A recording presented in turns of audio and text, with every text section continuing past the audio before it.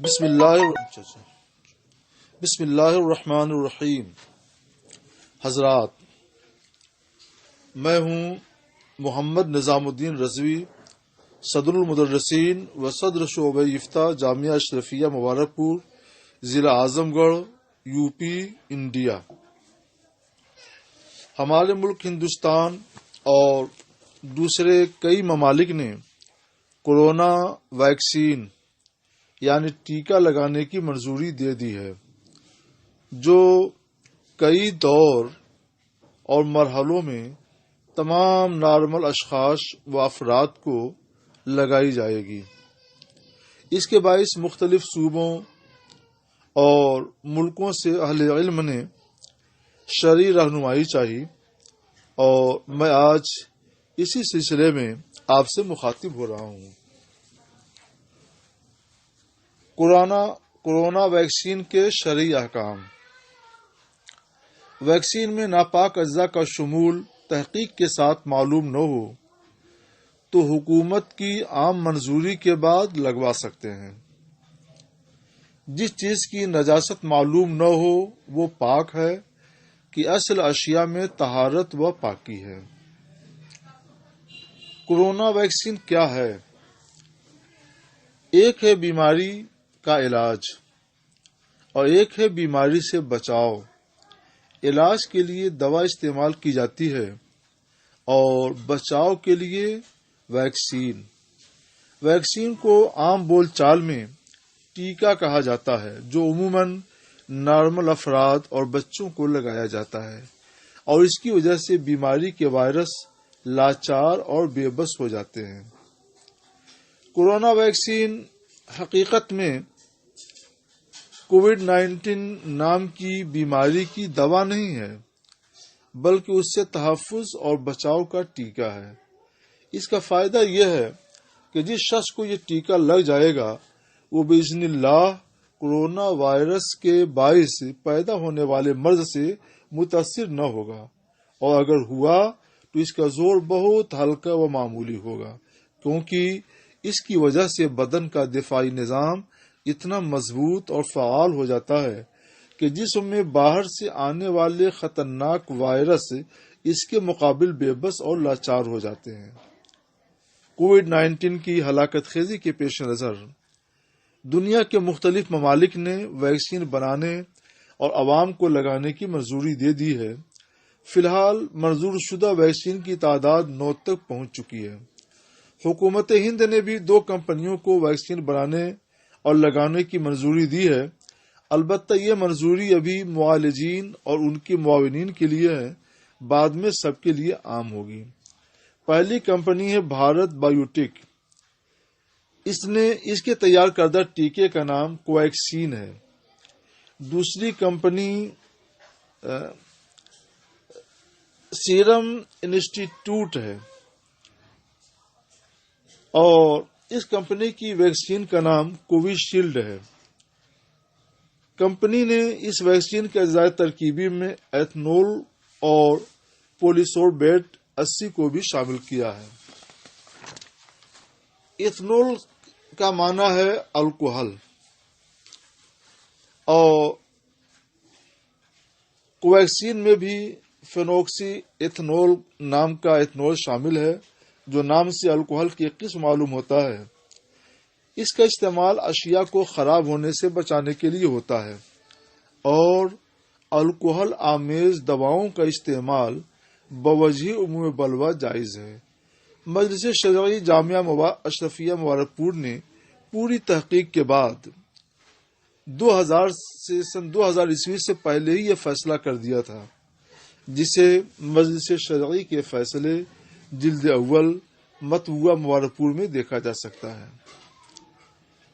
اور پولیسوربیٹ 80 یہ خنزیر سے بھی اخذ کیا جاتا ہے اور نباتات سے بھی۔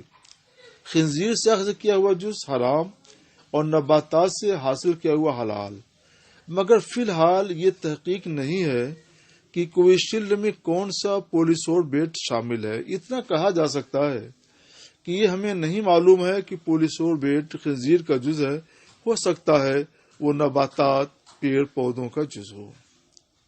شرعی احکام۔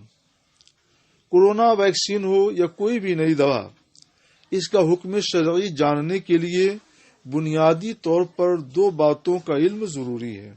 ایک یہ کہ ویکسین کے سارے اجزائے ترکیبی، یعنی جن چیزوں سے ویکسین بنی ہے وہ سب چیزیں پاک ہیں یا ان میں کچھ ناپاک اور حرام بھی ہیں، یہ علم ہونا چاہیے۔ دوسرا یہ کہ اس کا سائیڈ ایفیکٹ، منفی اثر، ضرر معمولی ہے یا سنگین ہے یا انتہائی سنگین ہے۔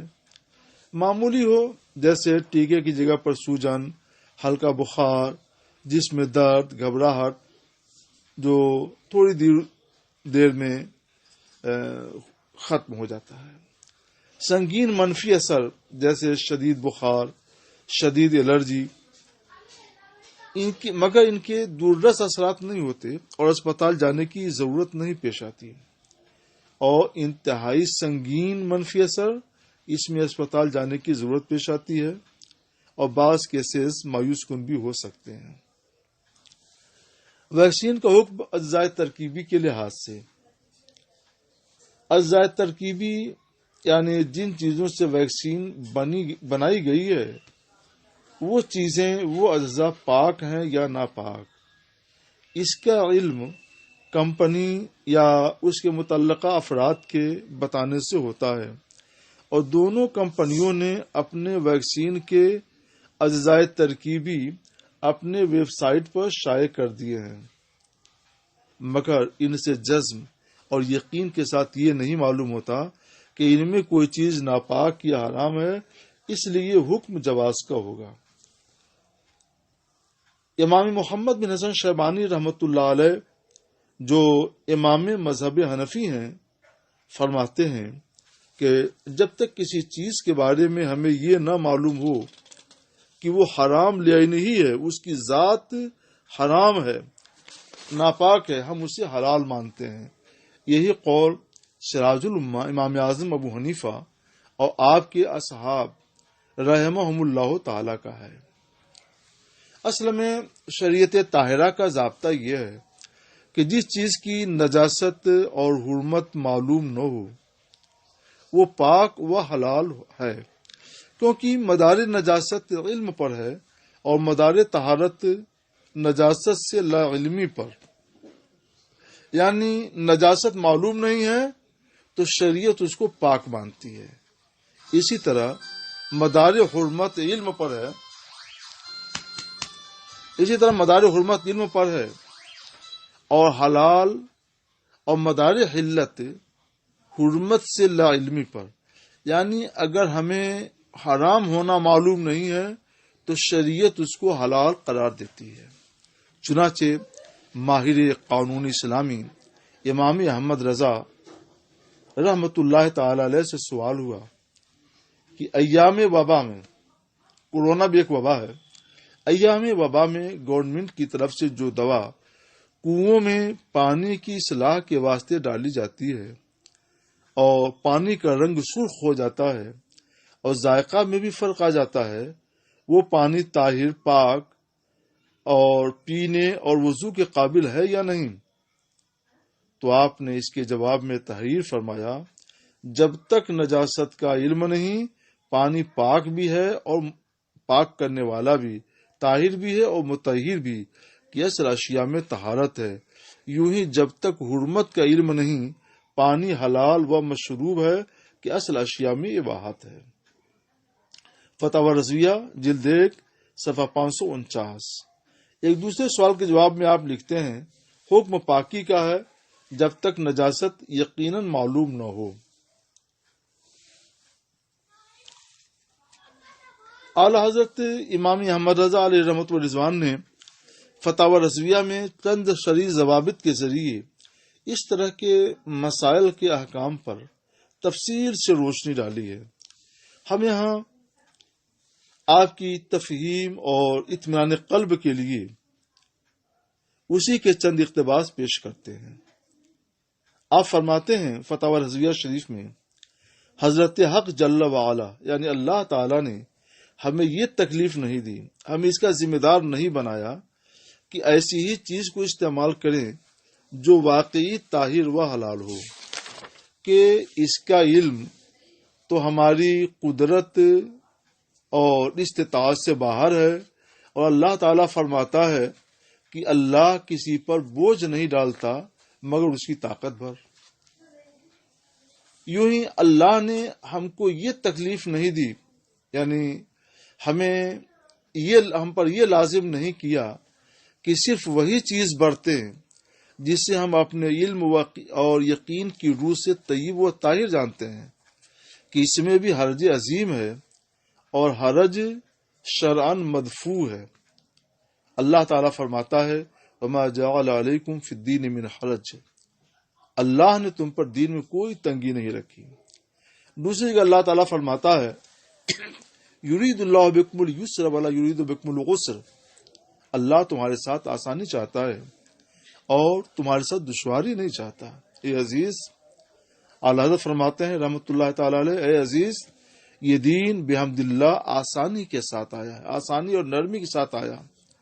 جو اسے اس کے طور پر لے گا، آسانی اور نرمی کے طور پر، تو اس کے لیے ہمیشہ رفق اور نرمی ہے، اور جو تشدد کو راہ دے گا تو یہ دین اس کے لیے سخت ہوتا جائے گا، یہاں تک کہ وہی تک رہے گا اور اپنی سخت گیری کی آپ ندامت اٹھائے گا۔ نبی کریم صلی اللہ علیہ وسلم فرماتے ہیں، ترجمہ ہے احادیث کا، بے شک دین آسان ہے، یہ سرکار کا ارشاد ہے، حضور صلی اللہ تعالی علیہ وسلم کی ارشاد پاک کا حدیثوں کا ترجمہ ہے۔ بے شک دین آسان ہے، اور ہرگز کوئی شخص دین میں سختی نہیں برتے گا مگر دین اس پر غالب آ جائے گا۔ لہذا درست روی اپناؤ اور درستگی کے قریب رہو، اور خوشخبری دو، نفرت نہ دو۔ اس حدیث کو امام بخاری اور امام نسائی نے حضرت ابو ہریرہ رضی اللہ تعالی سے روایت کیا، اور امام بہقی نے شعب الایمان میں یہ الفاظ نقل کیے ہیں کہ حضور فرماتے ہیں صلی اللہ علیہ وسلم، دین آسان ہے، اور جو کوئی دین پر غالب ہونا چاہے کہ شدت پر قائم رہے تو دین اس پر غالب ہو جائے گا۔ امام احمد، امام نسائی، امام ابن ماجہ، امام حاکم نے حضرت عبداللہ بن عباس سے روایت کیا کہ نبی کریم صلی اللہ علیہ وسلم فرماتے ہیں کہ دین میں غلو کرنے سے بچو، کیونکہ تم سے پہلے کے لوگ دین میں غلو کرنے کی وجہ سے ہلاک ہوئے۔ بلکہ صرف اعلیٰ حضرت فرماتے ہیں رحمۃ اللہ تعالی علیہ، بلکہ صرف اس قدر حکم ہے، شریعت حکم صرف اس قدر ہے کہ آپ وہ چیز تصرف میں لائیں، وہ چیز استعمال کریں جو اپنی اصل کے لحاظ سے حلال اور طیب ہو، اور اسے نجاست کا عارض ہونا، اس میں نجاست کا پڑنا ہمارے علم میں نہ ہو۔ لہذا جب تک خاص اس چیز میں جسے آپ استعمال کرنا چاہتے ہیں کوئی ظن قوی ممانعت کا، حرام ہونے کا نہ پایا جائے، تفتیش اور تحقیقات کی بھی حاجت نہیں ہے، بلکہ مسلمان کو جائز ہے کہ وہ چیز اصل میں حلال اور پاک ہے تو اصل حلت و طہارت پر عمل کرے، اور شاید کو اور شبہے کو، احتمال کو ہرگز جگہ نہ دے۔ امیر المومنین عمر فاروق اعظم رضی اللہ تعالیٰ عنہ ایک حوض سے گزرے، عمرو بن عاص رضی اللہ تعالیٰ عنہ ساتھ میں تھے۔ یہ بہت بڑے صحابی رسول ہیں حضرت عمرو بن عاص رضی اللہ تعالیٰ عنہ۔ حوض والے سے پوچھنے لگی، کیا تیرے حوض میں درندے بھی پانی پیتے ہیں؟ اس میں درندوں کا جوٹا ناپاک ہوتا ہے، اس لیے انہوں نے پوچھا تاکہ یہ معلوم ہو جائے کہ اگر ناپاک ہو تو بچیں، اور درندے نہ آتے ہوں، درندے اس میں پانی نہ پیتے ہوں تو ہم استعمال کریں۔ اس لیے حضرت عمرو بن عاص رضی اللہ تعالیٰ عنہ نے پوچھا حوض والے سے کہ کیا تیرے حوض میں درندے بھی پانی پیتے ہیں؟ تو حضرت امیر المومنین عمر فاروق اعظم نے فرمایا، اے حوض والے، ہمیں نہ بتانا، کیونکہ تم بتاؤ گے نہیں تو ہمیں معلوم نہیں ہوگا، اور جب ہمیں معلوم نہیں ہوگا تو حوض کا یہ پانی ہمارے حق میں پاک رہے گا۔ حضرت عمر فاروق اعظم رضی اللہ تعالیٰ عنہ نے شریعت کی اسی نرمی اور آسانی کے مطابق عمل کیا۔ اس میں شک نہیں ہے کہ شبہ کی جگہ تفتیش اور سوال بہتر ہے جب اس پر کوئی فائدہ مترتب ہوتا سمجھے۔ اللہ تعالی رحمہ فرماتے ہیں کہ اے عزیز، احتیاط اس میں نہیں کہ بے تحقیق بالغ یعنی بغیر تحقیق کامل اور ثبوت کامل کسی چیز کو حرام اور مکروہ کہہ کر شریعت مطہرہ پر افترا کیجیے، بلکہ احتیاط اباحت ماننے میں، مباح اور حلال ماننے میں ہے کہ یہی اصل یقینی ہے اور اس کے بیان کی حاجت بھی نہیں ہے، کیونکہ اصل اشیاء میں حلال ہونا ہے اور پاک ہونا ہے۔ آپ فرماتے ہیں امام احمد رضا علیہ رحمۃ والرضوان، سنو، بازاری افواہ قابل اعتبار اور احکام شرع کی منات و مدار نہیں ہو سکتی۔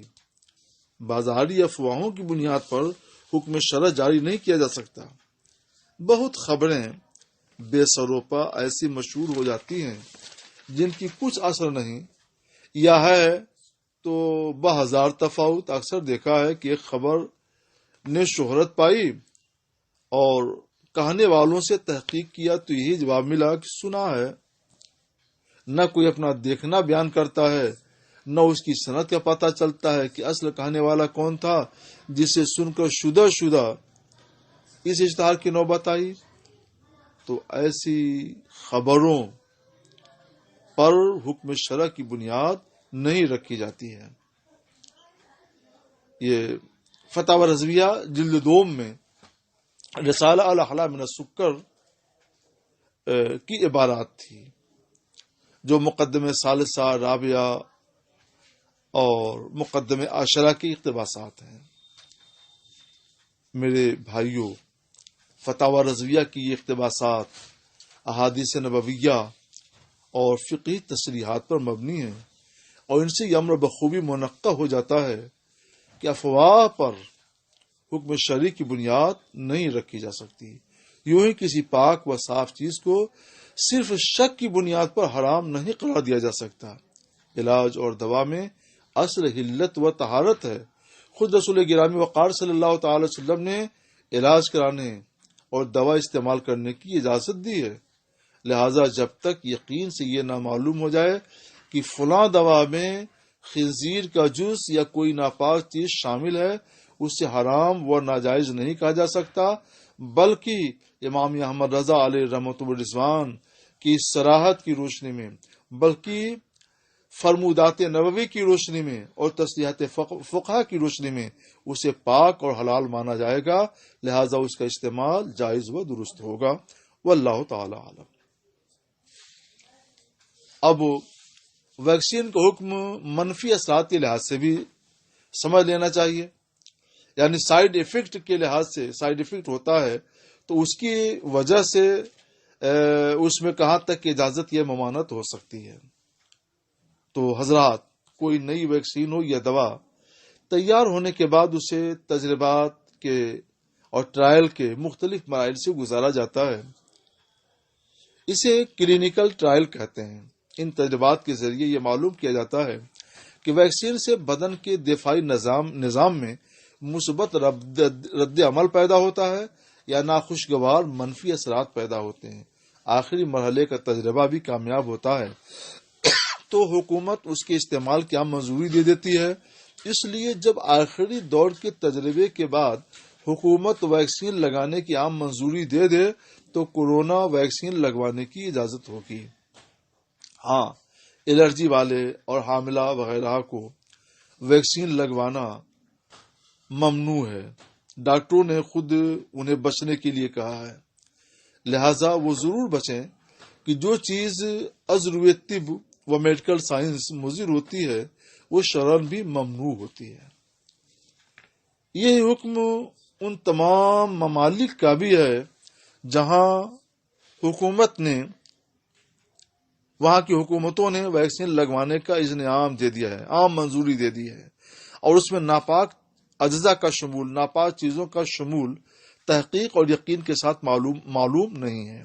یہ حق ہے کہ کرونا وائرس کے مرض نے دنیا کو ہلا کر رکھ دیا ہے۔ دنیا بھر میں اس موذی مرض سے ہلاک ہونے والوں کی تعداد 22 لاکھ سے آگے بڑھ چکی ہے، جبکہ اس کے متاثرین کی تعداد 10 کروڑ 20 لاکھ سے زیادہ ہو چکی ہے۔ ظاہر ہے کہ اس کے 22 لاکھوں عورتیں بیوہ، لاکھوں بچے یتیم و بے سہارا ہو چکے ہیں، مگر ان سب کے باوجود کورونا ویکسین ایسے بیماروں کا علاج نہیں ہے جو کورونا وائرس کے جان لیوا حملے سے موت و حیات کی کشمکش اور اضطرار کے نازک ترین حال میں ہوں، بلکہ ویکسین عموماً نارمل انسانوں کو لگائی جاتی ہے، جس کا مقصد موذی وائرس کے ممکنہ خطرات سے تحفظ و بچاؤ ہے۔ اس لیے ویکسین لگانے کے وقت اضطرار و ضرورت شرعی کا تحقق قطعاً نہیں ہوتا، بلکہ عموماً یہ درجہ منفعت میں ہوتا ہے۔ اصل میں شریعت نے چیزوں کے درجات مقرر کر دیے ہیں۔ سب سے اونچا درجہ ضرورت ہے، اس کے بعد حاجت ہے، اس کے بعد منفعت ہے، اس کے بعد زینت ہے، اور آخری درجہ فضول ہے۔ تو یہ فضول میں نہیں ہے اور زینت میں نہیں ہے، بلکہ درجہ منفعت میں ہے کہ اس کا نفع ہے، فائدہ ہے، اور اس سے لوگوں کو ممکنہ موذی وائرس کے ممکنہ خطرات سے تحفظ اور بچاؤ کا فائدہ حاصل ہوتا ہے، اور مخصوص حالات میں مخصوص لوگوں کے لیے درجہ حاجت میں بھی ہو سکتا ہے۔ مثلا کورونا کی وبا جب عام ہو تو مریضوں کا علاج اور ان کی دیکھ بھال کرنے والے ڈاکٹروں، نرسوں، تیمارداروں اور کھانسی، شوگر، کڈنی اور سانس کے مریضوں اور کمزور بوڑھے اور بچوں کے لیے ویکسین کی حاجت شرعی ہوگی، ورنہ یعنی عام وبائی حالات نہ ہوں تو عام حالات میں عام انسانوں کے لیے شرعی اصطلاح کے مطابق یہ ویکسین منفعت کے درجے میں ہوگی، جس کے لیے کوئی محظور شرعی یا حرام لعینہ حلال نہیں ہوتا۔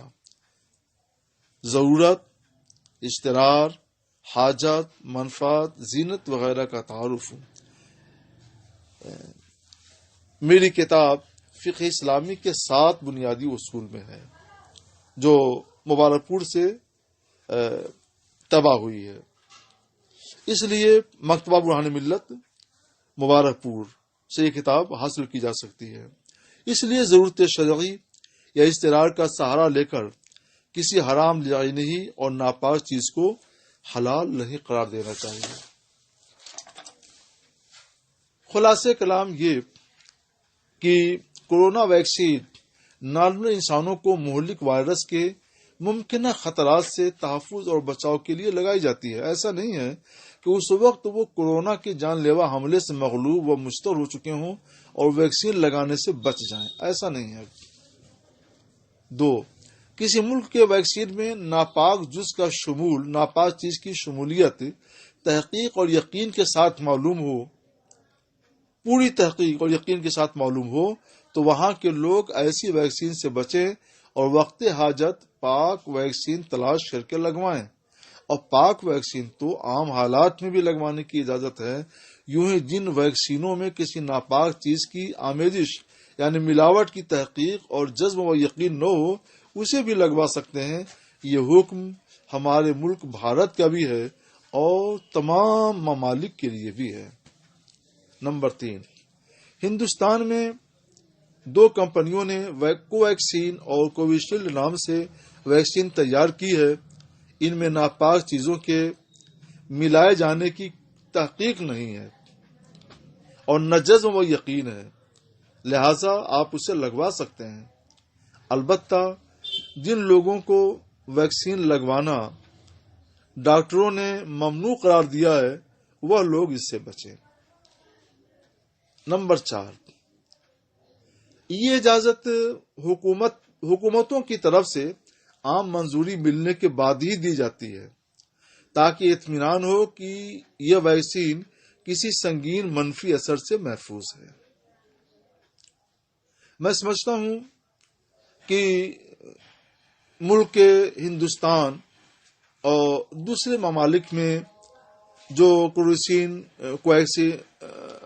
کورونا ویکسین ایجاد ہوئی ہیں اور ان کی منظوری بھی مل گئی ہے، ان کا حکم شرعی ہم نے بیان کر دیا۔ اللہ تبارک و تعالی یہ خدمت دینی ہم سے قبول فرمائے، اور آپ نے اس کو سنا، آپ کے یہ جذبہ دینی بھی اللہ تعالی قبول فرمائے، اور ہمیشہ ہم سب کو سیدھے راستے پر قائم و دائم رکھے۔ واللہ تعالی عالم۔ محمد نظام الدین رضوی، خادم الافتاء، جامعہ اشرفیہ، مبارک پور، 18 آج تو 19 جمادی الاخرہ 1442 ہجری، 2 فروری 2021 عیسوی، منگل۔ السلام علیکم ورحمۃ اللہ وبرکاتہ۔